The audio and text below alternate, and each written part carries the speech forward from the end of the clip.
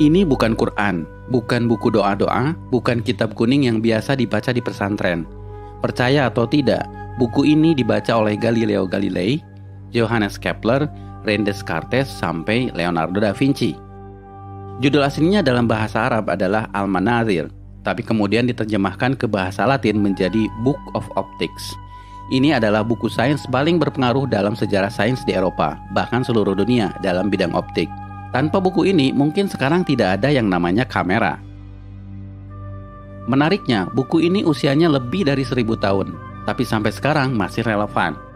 Amazing is that we, all around the world, we talk about Newton as being the father of optics, and yet here we are, 1,000 years ago. Siapa penulis buku ini?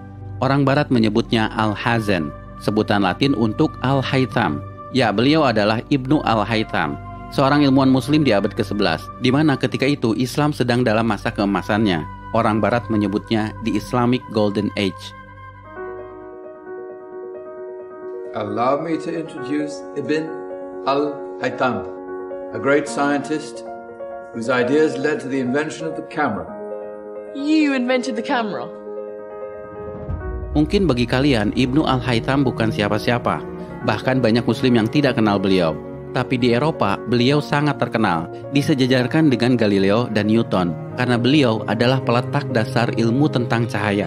Sehingga Ibnu Al-Haytham disebut sebagai The Fathers of Optics. Karena itu pada tahun 2015, UNESCO pernah mengadakan perayaan The International Year of Light untuk mengenang 1000 tahun karya Al-Haytham.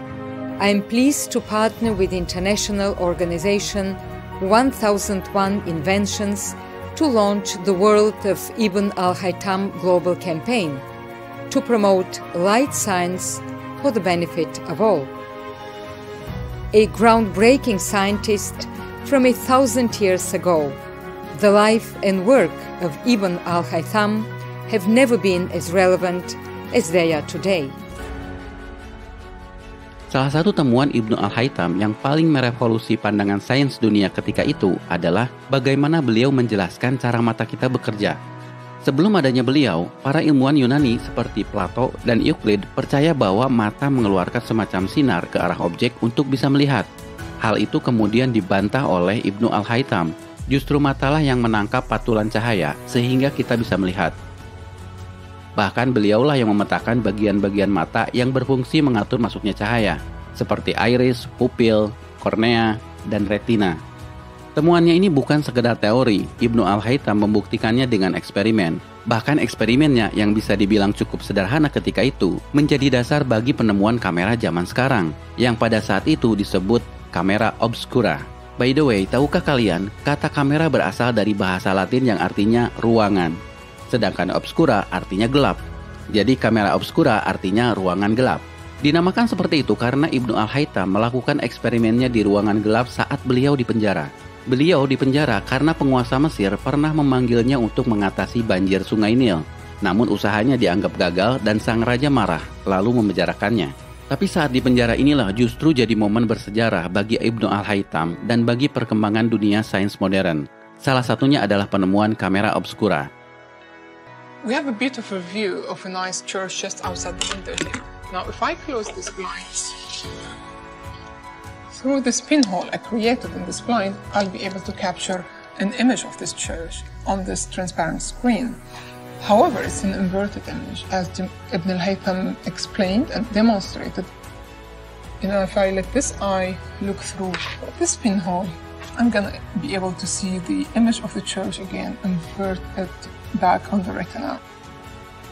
Kalau menurut kalian temuan Ibnu Al-Haytham ini biasa saja, perhatikan bahwa Ibnu Al-Haytham bukan sekedar menjelaskan cara kerja mata, tapi sifat dari cahaya itu sendiri.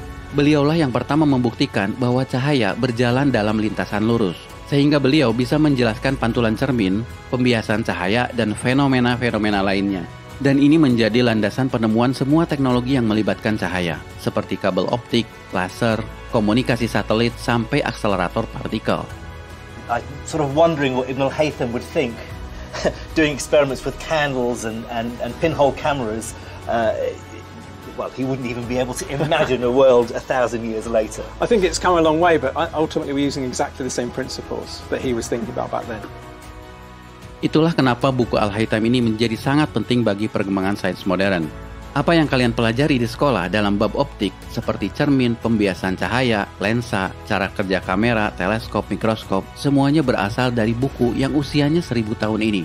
Namun sayang, Ibnu Al-Haytham tidak pernah disebutkan di buku-buku sekolah.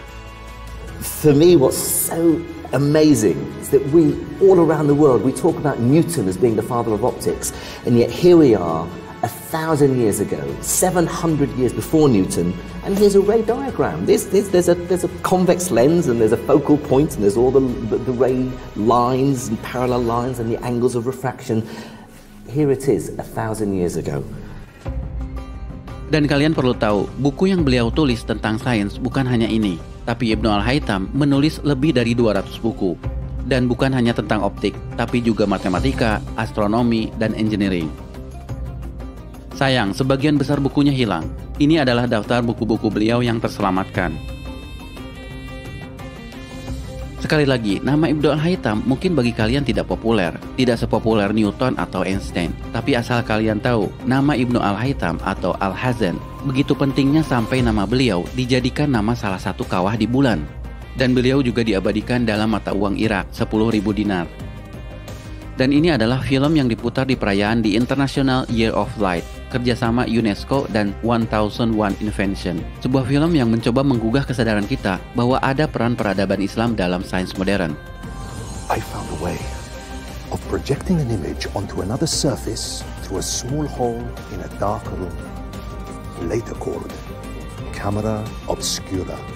Abbas ibn Farnas. He dared to dream about flying 1,000 years before the Wright brothers. Nah guys, dalam momen Ramadan ini, mari kita merenung. Jika kalian seorang muslim, tidak melulu harus pandai dalam urusan agama. Ibnu Al-Haytham adalah contoh bahwa seorang muslim juga bisa berperan dalam kemajuan peradaban dunia dalam ilmu pengetahuan. Karyanya melampaui batas agama, batas negara, bahkan batas waktu. His book changed everything, and he's regarded by many as being the father of modern optics. In fact, I'd go further than that and say he was the greatest physicist in the 2,000-year span between Archimedes and Isaac Newton.